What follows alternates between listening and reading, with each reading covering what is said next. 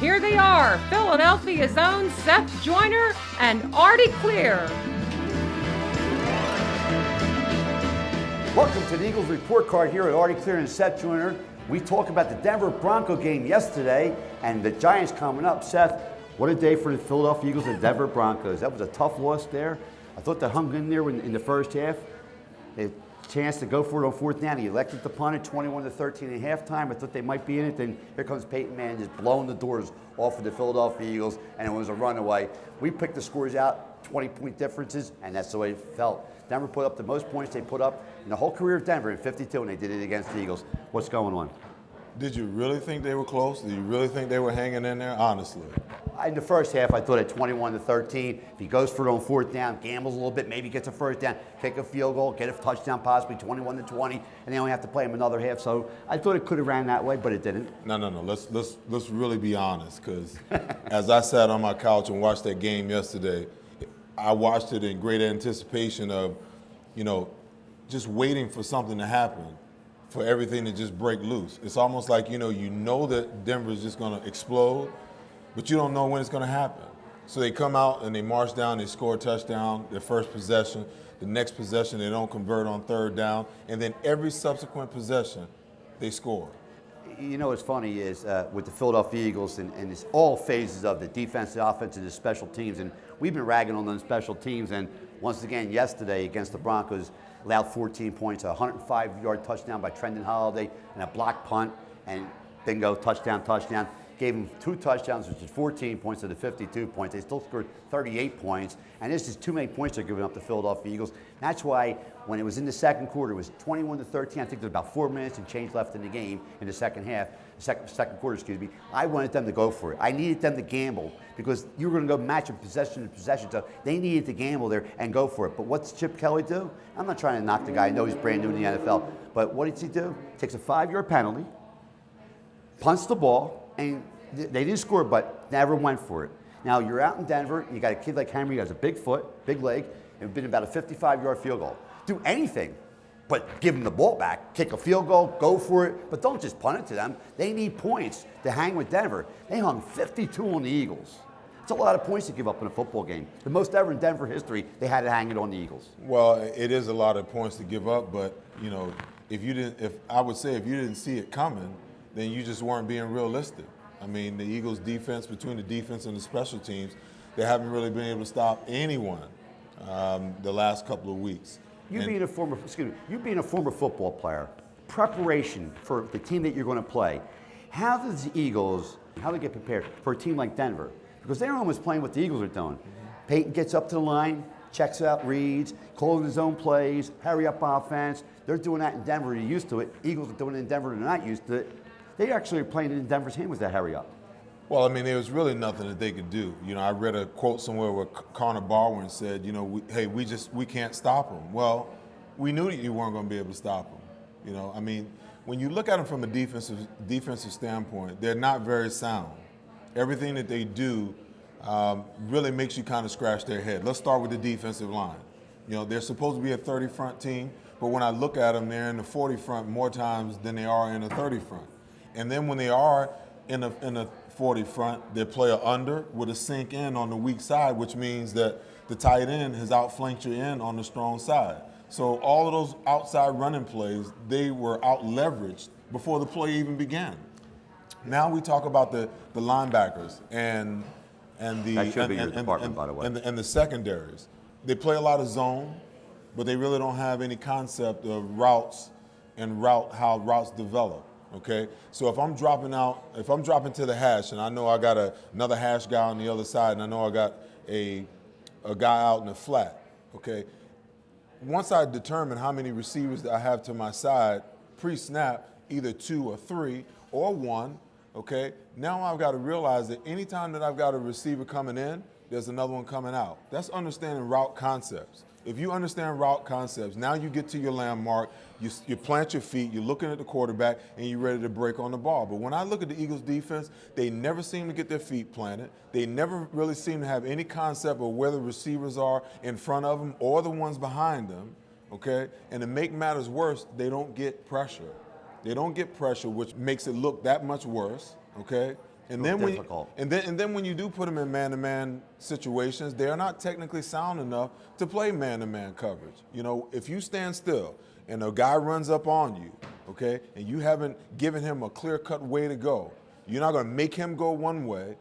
Okay, you give him a two-way go. Now all of a sudden he has the advantage. And then the old saying, as a DB, as a cornerback, if that wide receiver gets even, that means he's leaving.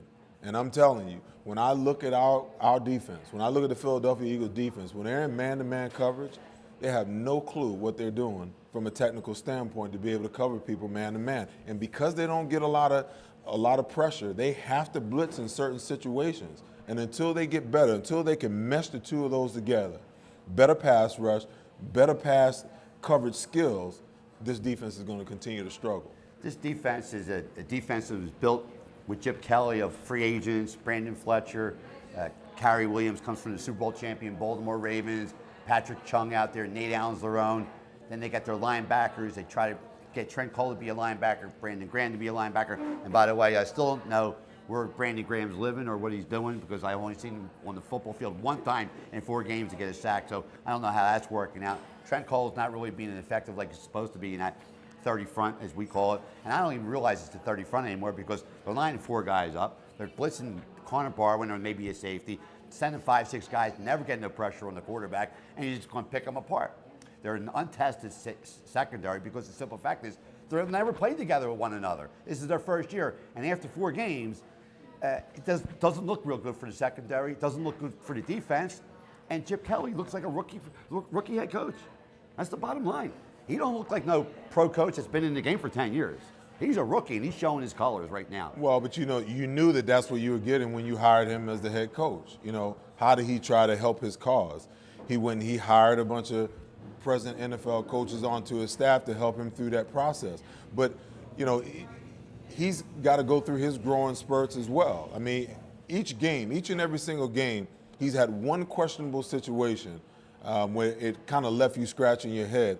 Does he really understand the gravity of the situation? Now, you talked about earlier, you wanted him to, you know, go for the long field goal. Or go for a 4th down, but not punt the ball back to them. Well, one or the other. You have to do one or the other. In my eyes, because I know they're going to score a lot of points, Denver. So you have to match them, and you have to gamble. Denver don't need to gamble, but they have to gamble because Denver's a much better team. At that point in time, they weren't matching. So then you have this dynamic. Do I punt the ball and try to make them drive the length of the field, which they've shown they could do? Or do I try a long field goal, and if we miss it, they get it where we missed it from? Now we'll put Peyton Manning on a short field. One way or another, you're going to give it back to him anyway. True. If they get a first down, they can run the clock. So you pick your poison, or you go for the first down. You try to make a 4th and 4, 4th and 5, okay? Those are your options. And I would submit to you that no matter what Chip Kelly decided to do, he was going to get roasted today, one way or the other. What would you have done? Oh, I'd have went for it. You're already getting beat, so what's the point? You know, if I'm going to lose, I'm going down swinging. So I'm not going to sit back and play conservative. Okay, so you want to go for it. You played in the NFL. Here's a new head coach in the NFL. Has to do something different. Wants to put points up there. Okay, they put up 20, which 7 was a gift. They really put up 13 in this high-powered offense, supposedly. Okay, Vic, 246 yards passing, 14 for 27. So he played okay. He running for his life. McCoy, 71 yards rushing. Bryce Brown tripped over his own feet, could have had a touchdown. So it didn't look like the offense was suffering that much. But the truth of the matter is they're kicking field goals, they're not scoring touchdowns, and they wound up with 20, but I don't count that 7 at the end. So they wound up with 13 with Vic on the field and all your best players on the field with 13 points. That's not going to cut it. They look like the team that of last year. They look the identical blueprint from last year to right now. They look the same. Well, what did I say last week?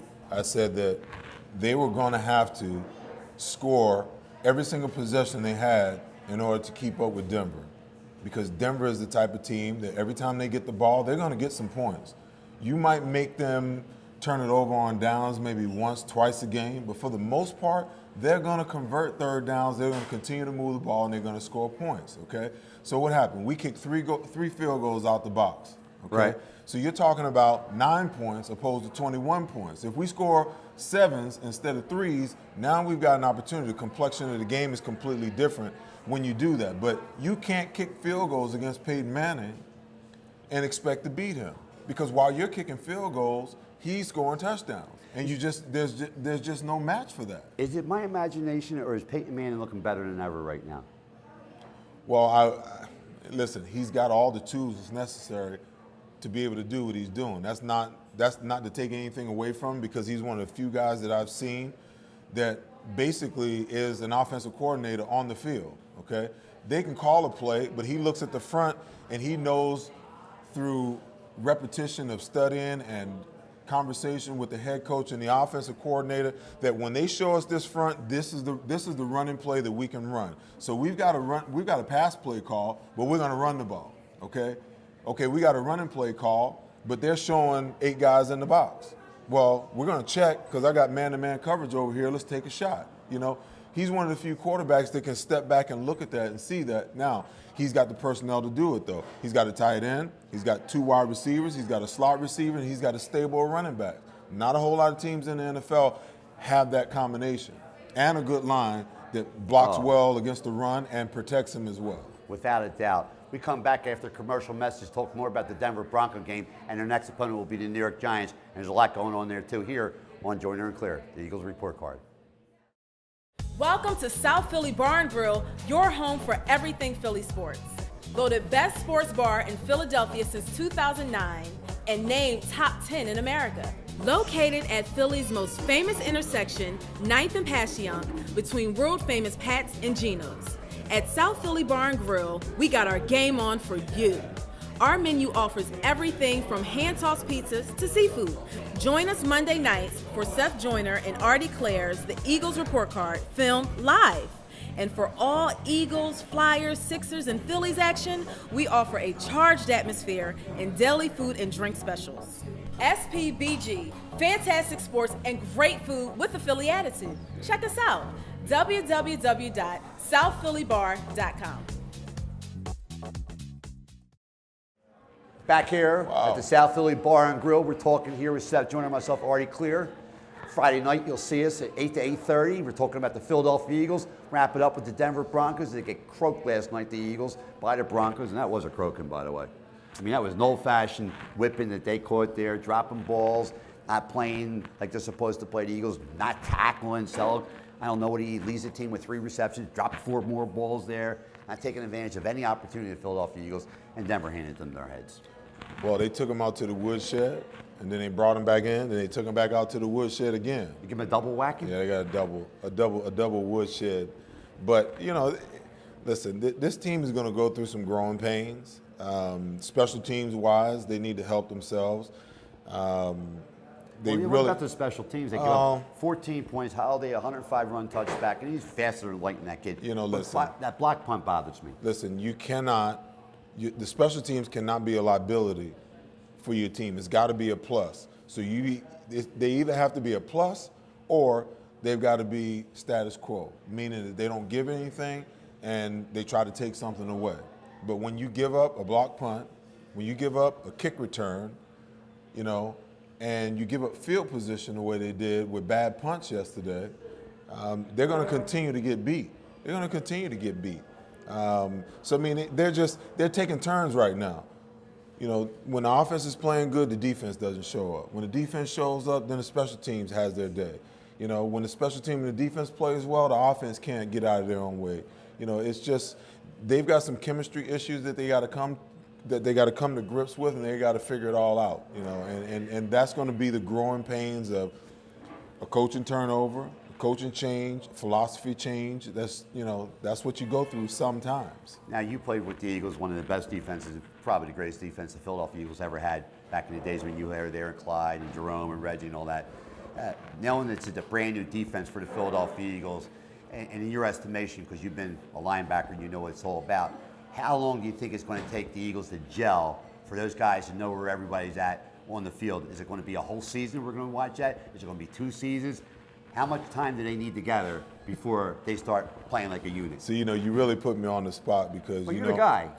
Yeah, but you know, I don't sugarcoat. So I don't want you sugarcoat. Let them have it. So here we go.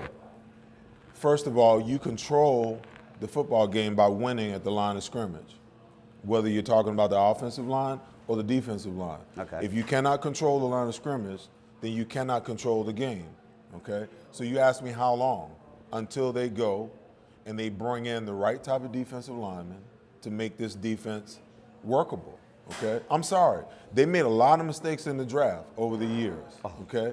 They went and they picked up Connor Barwin, and I said when they picked him up, you and I had a conversation about it on radio. I said, Connor Barwin, we're going to find out how great of a player he really is, because when you take him away from J.J. Watt, who makes him a better football player, now we're going to find out how good he is. The guy is not a stand-up linebacker, okay? He's not a stand-up linebacker. He's lost half the time. And if you put him in a man-to-man situation or a zone drop situation, if I'm an offensive coordinator, I'm game planning him. Every third down, I'm going at him. I'm going at Trent Cole every third down, okay? And then when you can't stop the run because you don't attack the line of scrimmage, or you're offsetting your line to the weak side and you give me the strong side, I'm going to take what you give me. I'm going to take exactly what you give me, okay? So they need a better defensive line, and they need linebackers that fit the 30 if they're going to run the 30 front, or they need to go back to the 40 front and go get one more linebacker to help them play that front. But what they're doing now doesn't match the ability and the players that they have, and I think they're under-talented at the defensive lineman position. Okay, so Billy Davis, the new defensive coordinator for the Philadelphia Eagles, he comes from Cleveland. You know how I feel about coaches coming from a losing program like a Cleveland, and he comes to Philadelphia, and right now he's playing with 30 front, 3 down men, and 4 linebackers, and a safety that he put together with paper mache. How long is it going to be before Billy Davis either gets his team playing well, or he's going to get ousted in Philadelphia? Because they're not going to stand for it much longer. You know, Philadelphia, once they see them same, because it's a duplicate of last year. They're 1-3, 4 games, 250 ball. Last year they played 250 ball. Same scenario. They look almost like the same team who didn't tackle last year and couldn't get it done on the offense, couldn't get it done on the defense. They never get no pressure on the ball, okay, especially on the quarterback. How long does Billy Davis have to get this team together before they say, hey, Billy, there's the door? Well, I think he's going to have just about as long as Chip wants to, you know, allow his job to be on the line. Listen, when Jerry Maclin got hurt in training camp and Chip Kelly came out and said, you know, there's going to be no more tackling in practice, I knew that they were doomed, okay? Because the only way that you get good at something is by practicing it, okay? You can't get good at tackling if you don't tackle, okay? Because you get into this mode of going half speed, and then when you get to the point of contact, you know, you're used to pulling up in practice. Well, you don't have that explosive nature about you, you know, when you're really in the game. You know, if you don't practice how you're going to play, then when you get in the game, you'll play how you've practiced, you know. So that's one issue that they're facing. They look confused defensively. You know, my eyes have been trained to observe the game from an analytical standpoint. So when I look at what they're doing from a defensive perspective, I'm confused. They got you confused? I don't know what they're running. I don't know who they are. I have no idea what their defensive identity is. You know, I mean, they're trying to do a little bit of 30 front, then you know they try to morph to a little bit of 40 front. You know, they know that they're not that good of a man-to-man coverage team, so they try to hide some of the stuff that they do coverage-wise. And I think they found out that, you know what, not every player that's been on a Super Bowl championship team, that's had the benefit of playing with Ray Lewis and Ed Reed and all the chatter that came out of Kerry Williams, you know, they're finding out that you can't take other players from other systems and plug them into yours and think they're going to be the same player. We're here live at the South Philly Bar and Grill here in South Philadelphia, the heart of Philadelphia, talking about the Eagles report card. And now I'm going to let you grade the game real quick because we're going to get to the New York Giants. So give me a grade for the special teams for the Philadelphia Eagles last week. I can just lump them all together. Special teams, offense, defense, F. Get a failing grade come for on, it all. man. Listen, if you let somebody score 52 points on you, there's nothing positive in that game. And I guarantee you, when they came in today, Chip Kelly said, you know what, go work out, get a little run in, and throw that film out. We're not even going to look at it because there's nothing positive in that game that they can look at and say, you know what, that was good. Let's build upon that. No, let's just wipe it out and act like that game never happened. It's like bringing an ugly girl to the dance. Forget about it the next day. You just put a bag over her head. No, just don't bring it. Okay, we'll come back. And when we come back, we'll talk about the next opponent for the Philadelphia Eagles will be the New York Giants, who are 0-4. I believe this game here, It's the season for both teams here at the South Philly Bar and Grill in the heart of South Philadelphia. Hello, everybody. Let me tell you about our friends at Tri-State Creations, one of our sponsors for Joyner and Clear.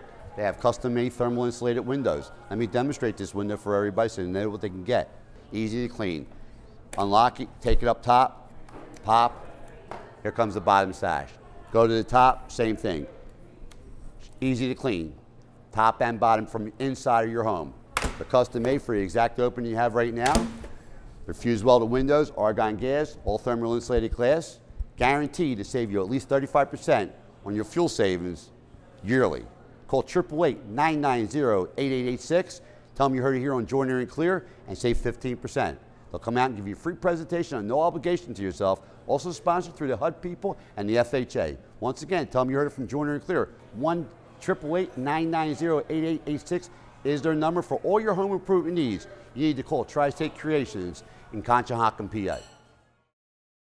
Here we are back at the South Philly Bar and Grill as we did talk about the Denver Broncos and the Eagles game, and we're going to set that baby aside. It's over and done with. But now they got the New York Giants coming up. We're 0-4, and the Eagles are 1-3. Now, Seth, this is a big game for Philadelphia and the Giants. Number one is Dallas, who leads the division right now. They got to go play Denver, and it's a good chance Denver's going to beat them.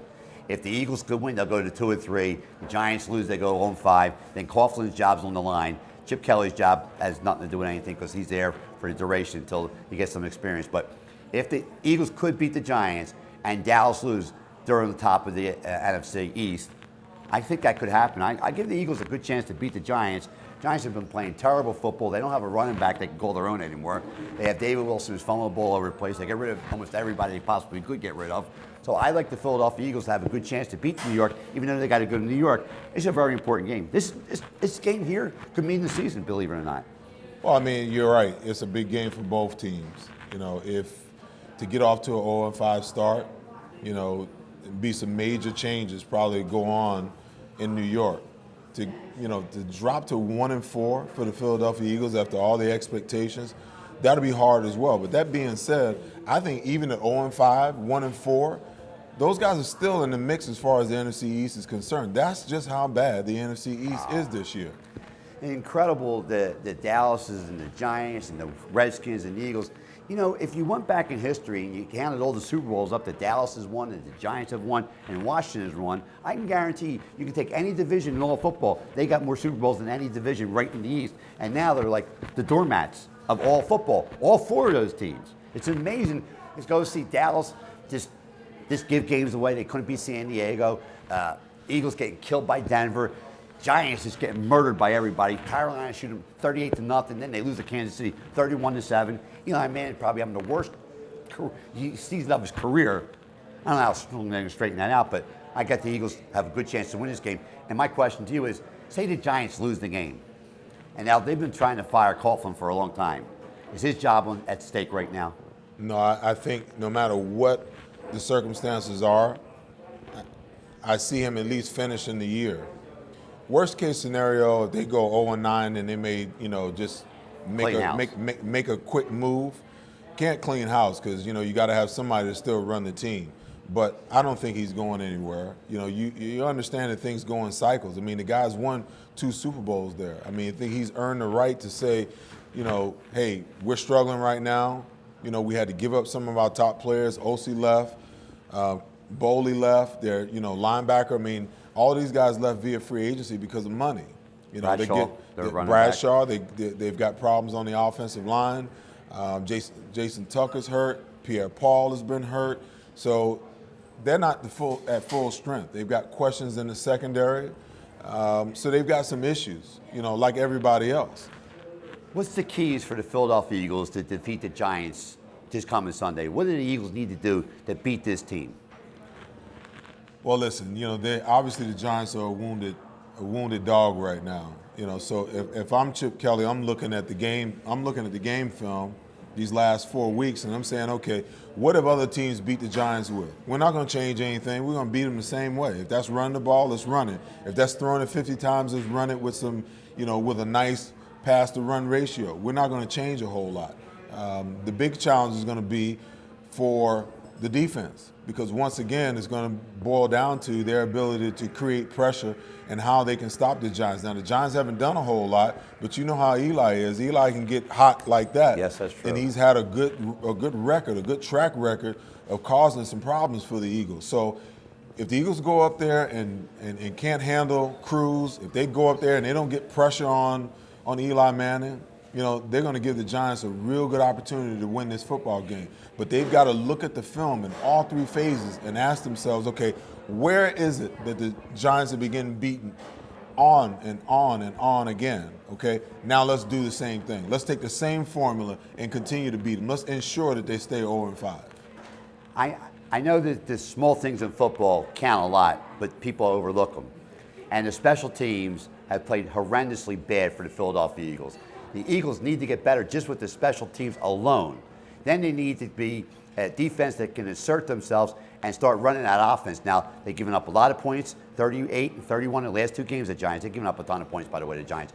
And the Eagles need to put up 30 points. They need to get their bravado on. They need to get some type of in sync with their offense where they start clicking and getting some chunks of yards and making these guys play better. The offensive line needs to play together, more cohesion, protect Michael Vick. But they really need to start to get this high-powered offense, as they say, on track. Because right now, I don't see a high-powered offense. Okay, so let's get to the program is, as we do every single week here at the Live at South Philly Bar and Grill. This is a Monday. We come out here each and every Monday, talk to Seth, myself. We talk Eagles football. Now it comes down for the score. Okay, now we were close last week, both of us, on the scores, okay? What is your score for the Eagles and Giants this coming week?